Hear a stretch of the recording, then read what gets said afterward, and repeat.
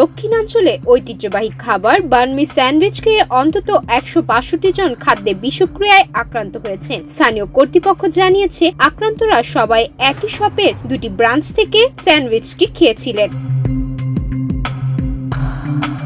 সংবাদ মাধ্যমের প্রতিবেদনে বলা হয়, বানমি খাওয়ার পর অনেকের মধ্যে বমি বমি ভাব, বমি, পেট ব্যথা, ডায়রিয়া, জ্বর ও ক্লান্তির মতো উপসর্গ দেখা গেছে। অসুস্থদের স্থানীয় বিভিন্ন হাসপাতালে ভর্তি করা হয়।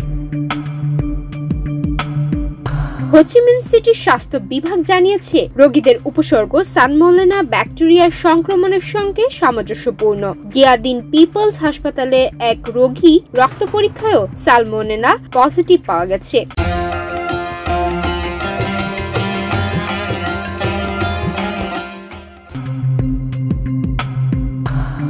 এই ঘটনায় হো চি মিন সিটির কর্তৃপক্ষ শপটির দুটি ব্রাঞ্চ সাময়িকভাবে বন্ধ করে দিয়েছে এবং খাদ্য নিরাপত্তা কর্তৃপক্ষ তদন্ত শুরু করেছে। প্রাথমিকভাবে ধারণা করা হচ্ছে, স্যান্ডউইচগুলো নষ্ট হয়ে যাওয়ার কারণে এই ব্যাপক খাদ্য বিষক্রিয়া ঘটেছে। স্থানীয় সংবাদ মাধ্যমের তথ্য অনুযায়ী আক্রান্তদের মধ্যে 105 জন প্রাথমিক চিকিৎসা নিয়ে বাড়ি ফিরেছেন। বাকিরা এখনো হাসপাতালে চিকিৎসাধীন রয়েছে। তাদের মধ্যে একজনের অবস্থা আশঙ্কাজনক।